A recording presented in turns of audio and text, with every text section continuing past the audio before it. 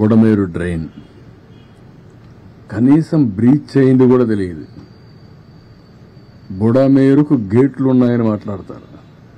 వీళ్ళు ఎట్లా సీఎంలు అయ్యారని నాకైతే అర్థం కాదు. అది నేరుగా వస్తుంది, దానికి కాలువలో వచ్చి పోతే కృష్ణాకి వెళ్తుంది, అది కూడా తెలిసి ఉండదు.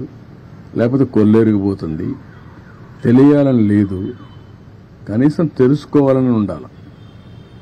అది కూడా తెలియకుండా మాట్లాడే పరిస్థితి.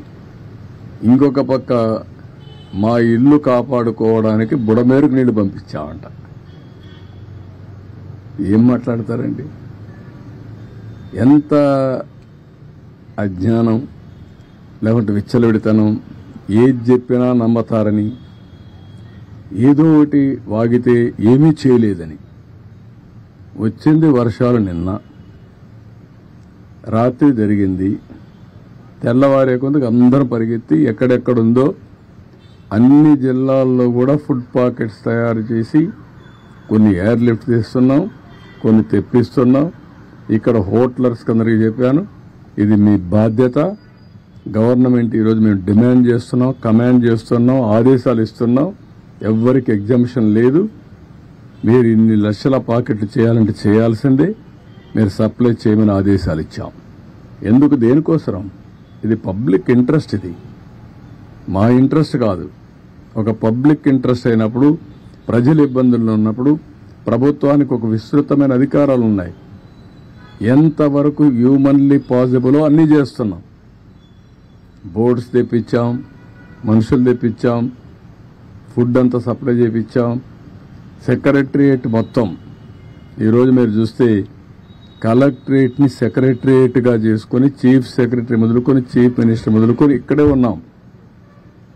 దాన్ని కూడా వక్రీకరించి మాట్లాడే పరిస్థితికి వస్తున్నారు. వీళ్ళకు బాధ్యత లేదు, నాకు బాధ్యత ఉంది.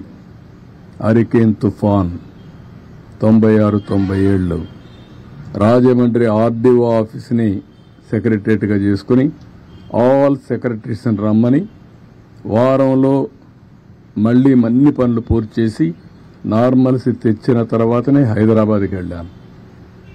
ఆ రోజు మొత్తం మీరు చూస్తే 21 సీట్లుంటే 99 ఎలక్షన్లో 20 సీట్లు మేము గెలిచాం. అదే విశాఖపట్నం ఉద్హూద్.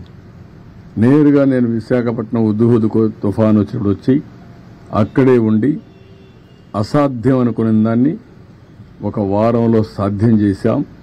ఎవరు మెషర్ చేసినా ప్రీ హుదూద్, పోస్ట్ హుదూద్ అని విశాఖపట్నాన్ని అభివర్ణించే పరిస్థితికి వచ్చారు.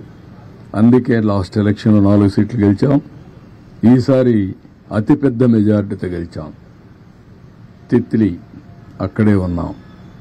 ఆ రోజు కూడా సెక్రటరియట్ పండగలున్నా కూడా కాదని అక్కడ ఉన్నాం. 5 ఏళ్లు అంటే ప్రభుత్వం మంత్రి కానీ ముఖ్యమంత్రి కానీ ఎవరైనా సరే ఒక్కరోజు ఫీల్డ్కి వచ్చారా? ఒక్కరోజు వచ్చాడు ఫీల్డ్కి. అది కూడా రెడ్ కార్పెట్ వేసి పెద్ద ఎత్తున ఫీల్డ్ విజిట్ చేశాడు. మామూలు కార్పెట్ వేసుకొని ఫీల్డ్ విజిట్. ఇప్పుడు పాపం విధిలేని పరిస్థితిలో బురదలో దిగాడు.